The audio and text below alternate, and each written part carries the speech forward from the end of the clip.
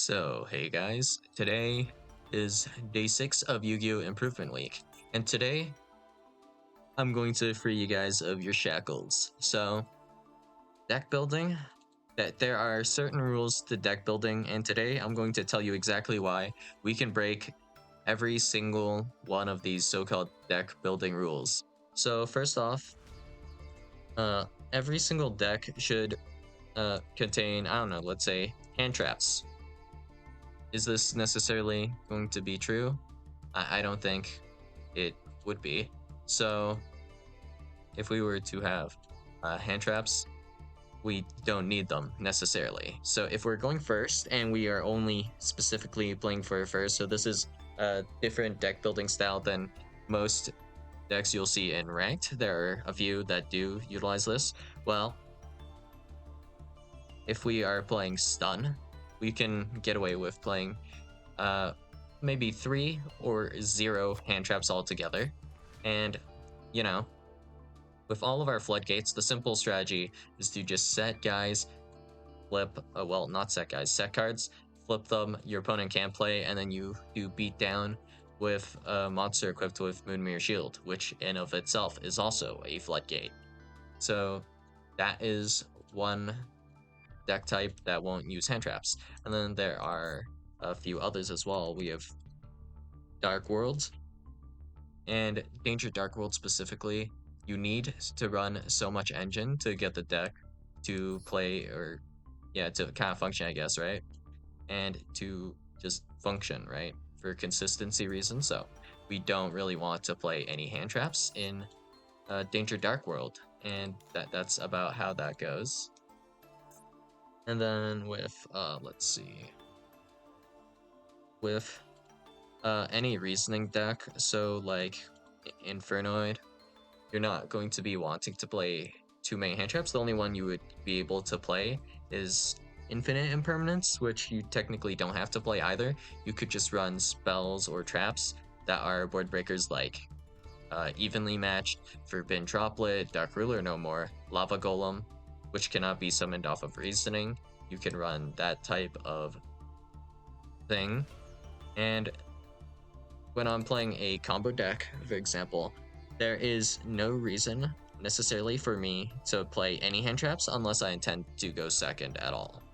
So if I'm playing just like some version of Ignite combo, I don't actually need to run any hand traps for this. The only one I might run would be Ash Blossom Joe Spring, and then we'll run like 2 called Leathergrave for Maxx C, just to make sure I don't give my opponent too many draws. That's probably the play with this. And then there's a few other strategies as well, like very backrow centric strategies don't need to care about hand traps as much. You can get away with running board breakers somewhat. The only time you would get punished is specifically if your opponent were to be running a negate heavy deck with a lot of omni negates, which are fewer and far between as of currently. The biggest punish for this, I guess, would be if you're going second against something like a Voiceless Voice, in which case you would need 2 board breakers to impact your opponent at all because of the Omni Negate you just have. And then there's the technically really annoying floating effects we have to kind of deal with. So if we were against Voiceless, let's say we Raigeki, they can allow Raigeki because they might have prayers in the graveyard, and I'll trigger to summon another Skull Guardian, and then this will trigger low in the graveyard that you also destroyed with Raigeki to special summon itself back, doing nothing basically. So that's kind of how that would go. And then in terms of Maxx C, there is actually no reason for you to need to play Maxx C. Maxx C is not a card that is integral to your strategy, and I don't think there is genuinely a single strategy that requires you to actually main deck Maxx C for like any reason. The most logical deck to main deck, I think, Maxx C, just for combo reasons, is going to be Sprite. And I don't think there are any other level 2 hand traps aside from Maxx C, right? So pretty logical to run it in a very sprite-centric deck where the focus is sprite. But even then, if we're thinking about like for combo purposes, Maxx C is going to be a lot worse than a lot of different cards, like perhaps the live twin cards, right? But yeah, Maxx C, you don't actually have to run it at all. And the math on Maxx C isn't that favorable for the person playing Maxx C. So it's just a choice to play Maxx C. You can even replace Maxx C with different hand trap. So in my opinion, Infinite Impermanence, aside from when you're playing against certain decks like Snake Eye Fire King and Unchained. So basically the few decks that have ways to dodge Infinite Impermanence, and I guess like Yubel can kind of dodge it by simply having the proper extender in their hand. So yeah, Imperm could be a lot better than Maxx C just situationally, right? So if we think of it this way, the odds of Maxx C resolving are significantly lower than Infinite Impermanence. Infinite Impermanence has very little counterplay in terms of generics, right? When you have your non-engine, the only non-engine that can stop an Infinite Impermanence or counter Infinite Impermanence is pretty much just exactly Crossout Designator, which is a 1-up, so that's a 1 in 10. And your opponent has 3 Infinite Impermanence, so that's 1 in 3 games, you have a 1 in 10 chance to essentially deal with Infinite Impermanence. Aside from that, you're just getting cooked. And Infinite Impermanence, of course, plays around Called by the Grave. It also plays around Triple Tactics, Talents, and Thrust. So this could be a lot more high value than a Maxx C. And I mean, there's an argument of, oh, but you can play Infinite Impermanence with Maxx C. Yeah, sure, whatever. But it's just the comparison here. And of course, Infinite Impermanence is not the only hand trap. We also have Vidos, Magnamut, Bestial Package, essentially, right? And those cards also play around things that Maxx C just would get completely stomped by. So you don't have to actually pigeonhole yourself into playing Maxx C. You can still play other cards and kind of experiment, but I mean, most people, I feel like, are just not really willing or kind of thinking about experimenting, but it's definitely possible. So just for one basic idea for a deck, we can play Kashtira, and with our hand trap lineup, we can specifically cut, let's see, it would be Maxx C and Called by the Grave. So that would be 5 extra main deck slots that you have to do whatever with. And there are a lot of very cruel things you can do. We'll put it that way. And if we're playing Kashtira, the line that you have with Kashtira is pretty disgusting. So if I have, for example, let's say Kashtira Ogre plus Theosis, I can special summon Ogre. My opponent, if they didn't Maxx C before main phase, then they don't get the draw off of Ogre. I can Theosis special summon Fenrir, and then that will be special summon number 1 that they get a draw off of Maxx C with. And then we can do normal summon Rise Heart. Rise Heart effect gets activated, make Kashtira a Rise Heart, and then we can combine this with Fissure, and our opponent does draw 2 cards, but they discard 1, overall only going up +1 cards, and they have to deal with Kashtira a Rise Heart, which they might not have an out with, but no out in their entire hand, so they just lose, just on the spot. And if you, of course, Maxx C'd and I special summoned Ogre, I actually know all of your top decks, and I can somewhat manipulate what card you're going to draw. So in this case, with Kashtira Riser, I can also banish cards I don't want you to draw, and I can force you to draw a card you might not want to draw as well by actually special summoning Kashtira Riser, which is a pretty interesting idea. And instead of Called by the Grave, we can just run a Fissure because it is better going first. So if I were to special summon Ogre and then activate Fissure, I can actually just pass on this even after you activate Maxx C. because your deck, I will get the information of exactly what you're playing very well, most likely off of the reveal 5 from Kashtira Ogre or Kashtira Unicorn. Either one would be fine, right? And then your deck just can't play around Fissure, and Kashtira Ogre can actually get follow-up with the Kashtira preparation. So if you were to be able to remove my Ogre from the field under Fissure, then I can still summon it back anyways. So yeah, a little bit complicated, but in simple terms, not every deck has to play all of these same staples. There is no reason, even for playing against Maxx C, you don't actually need to play Ash Blossom or Called by the Grave. This is not actually completely mandatory in all decks, so I wouldn't say like it's not to play in like all decks, because there is a lot of reason to play like Called by and Ash Blossom for Maxx C, but not all decks require you to do so. So, for example, with Voiceless Voice, you could unironically cut Ash Blossom Joyous Spring because you don't special summon that much, but you still are somewhat worried about getting hit by certain hand traps. So you would still want to run Called by for like Ghost Ogre, Roland Lockbird, whatever, right? All of those decks, you would still somewhat be worried about the other hand traps, so probably not a cut Called by angle. So the idea behind Cash and why you could cut Called by in Kashtira is your Kashtira monsters like Unicorn, Ogre, Fenrir, they're still relevant on the field. If we just special summon them and pass, there's still interruption or interfere with your opponent's plays. So if we get hit by certain hand traps, as long as maybe our card remains on field for the next turn, it's not going to matter as much in that case. And then let's see what else we have to look at.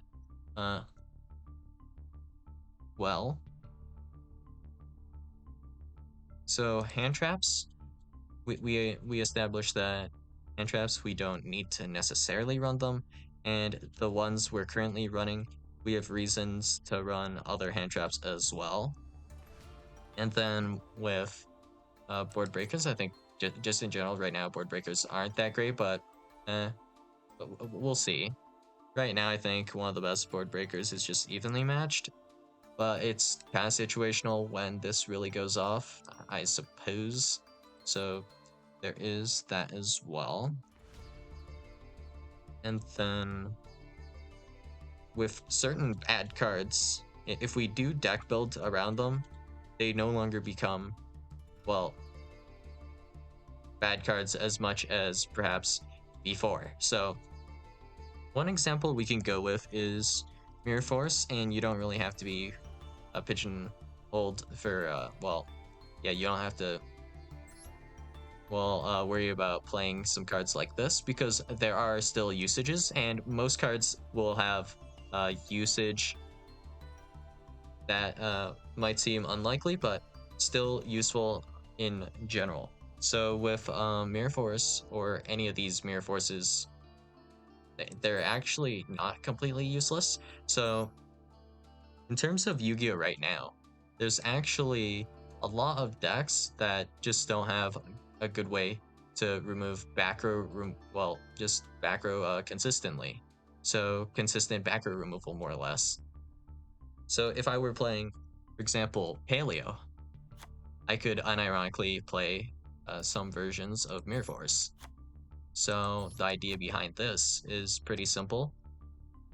I'm just not hoping to open them early, and I'm hoping to open them a bit later. So in terms of backrow removal, generically, most decks only run SP Lil Knight, and then after that they have pretty much nothing. So for example, with Unchained, you have more than most, but essentially we have Escape of the Unchained, which you can't recycle, so that's pop just 1. And then we have Varudris now, which is kind of situational, but we'll keep going over Varudris in a little bit.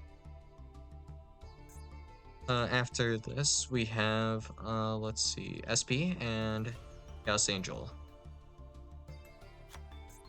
And I think some people might have replaced Chaos Angel with Varudris in the deck list. It depends on the person, I guess. But very broadly speaking, we have only 3 cards that can remove backrow in, I guess, Yubel, right? And aside from that, there might be an access code talker.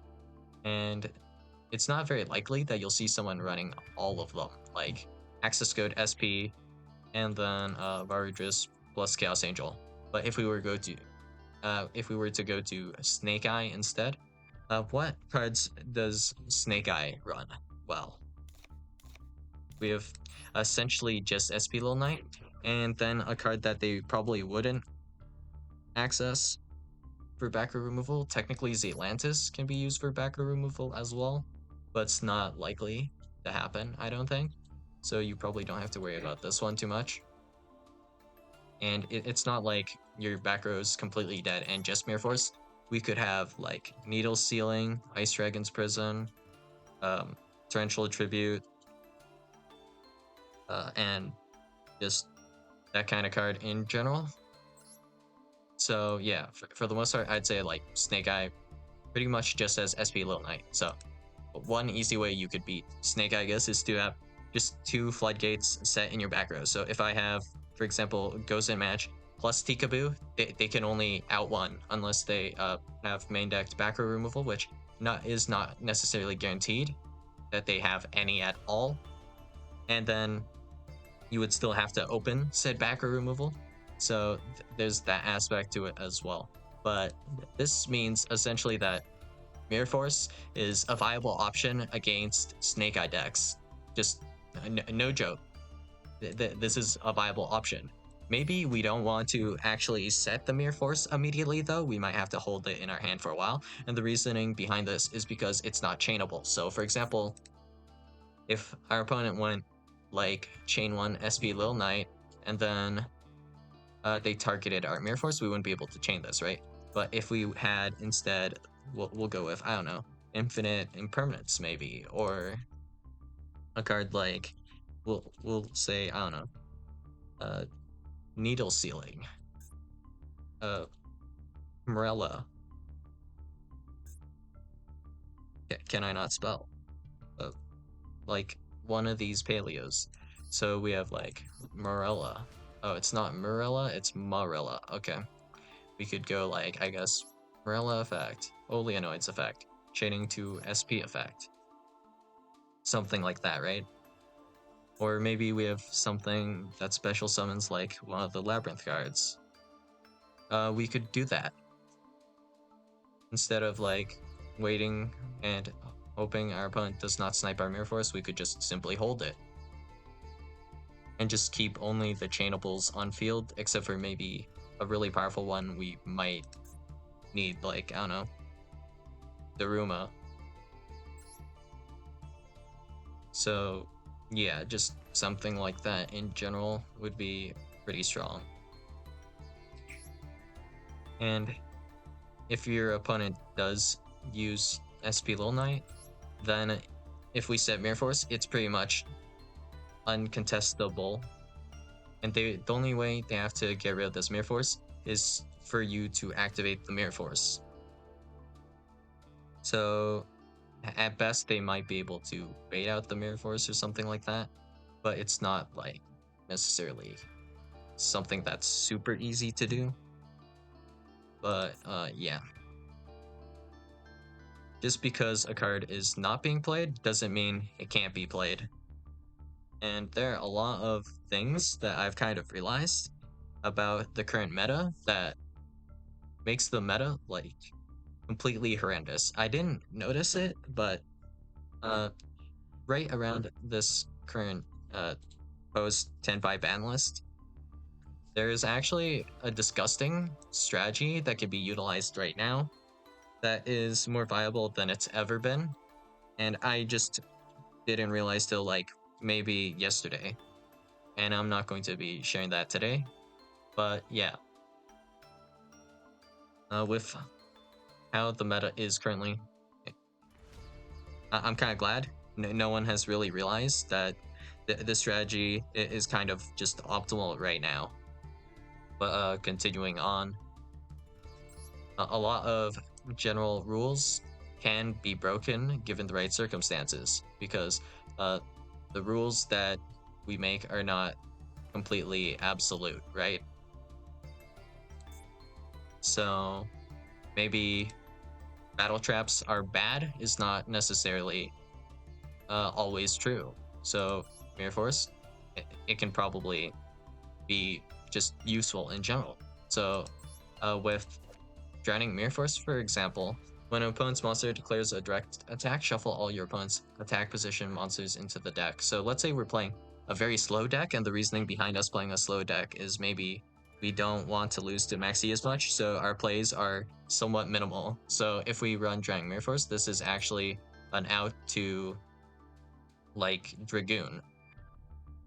Or maybe we could run Dharma in a deck that might not normally run Dharma Karma Cannon.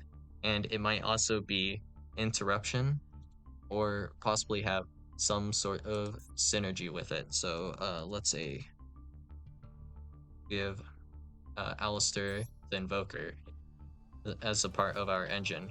If Alistair is flipped face up at all, it adds an invocation from your deck to your hand, and invocation can also banish from the graveyard, right? So if we were to play Book of Moon, we could book Alistair and then flip Alistair face up another turn, potentially. Or we can just flip Alistair face down, search invocation, and make a play. So yeah, we have options essentially. And yeah,